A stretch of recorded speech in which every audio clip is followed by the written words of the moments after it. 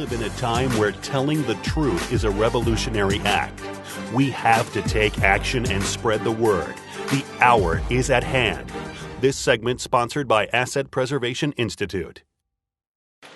Hey, TrueState.tv viewers, this is Alex Snicker with the weekly political report. Well, President Obama has made a decision. He's decided against the XL pipeline.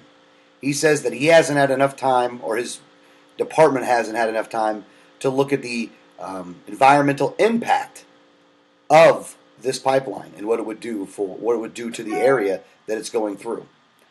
Unfortunately, we all know what the economic impact is going to be, and that's pretty bad. The economic impact means less jobs for this country. Some of the unions actually knew this and were against President Obama on this. But he chose to side with the people that want us to, use seawater for gas, or to put solar panels on our car because they'll get us a long ways away. I love renewable energy, by the way. I think it's a great idea. I also think that the free market should make the ultimate determination as to when this kind of technology is going to be easily accessible to the general public. Now, when I mean the free market actually means all of us as individuals making decisions when it comes to purchasing goods and services and products. Now, unfortunately, and what the Obama administration and most of the environmentalists do not understand is that oil, natural gas, fossil fuels are not going away in this century. They will be here for the next 100 years. And we have a lot of it in this country. Our resources are pretty deep. And if we would simply actually start to utilize our own resources instead of depending on Brazil and the Middle East and everywhere else around the world except for our own country, we would actually be much better off. It would provide jobs. It would be able to provide goods and services that our citizens could actually purchase that were made here in America. Now, unfortunately, the Obama administration wants nothing to do with that. They want the gas prices to rise because they're looking to tank the economy. They want to talk about how the Republicans are looking to tank the economy. However, if you're not going to drill for oil or natural gas, and you know that the ramification of that decision is going to be an increase in energy prices, that's going to affect lower and middle income people much more than it's going to affect rich people. So in essence, Obama could care less about the little guy or the little poor man that has to spend much more in order to get a gallon of gas to get to work. However, what he'll tell you is, well, he's going to take a bunch of money from a bunch of rich people and give it to you. What he doesn't tell you is he's also going to inflate the currency. And by inflating the currency, even the money that he's trying to steal from somebody else to give to you won't amount to a hill of beans because gas prices are going to continue to rise.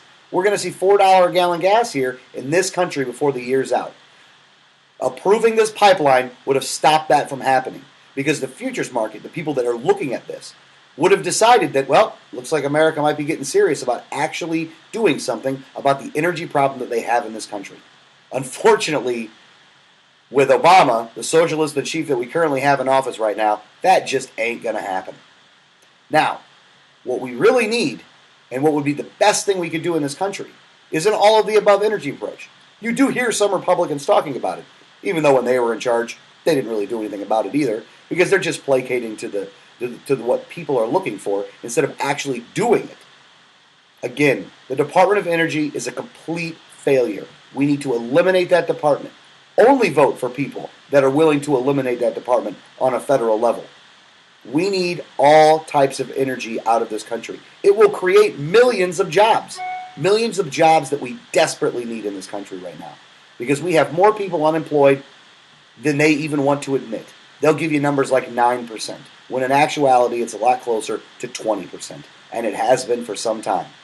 And if they were serious about really creating jobs, either on the Democrat side or on the Republican side, then they would have made sure that this went through and expanded energy production in this country.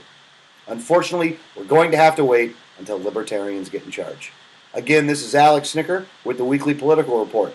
If you have a topic that you would like me to discuss, email me at alex@1787network.com. Have a great week, everybody.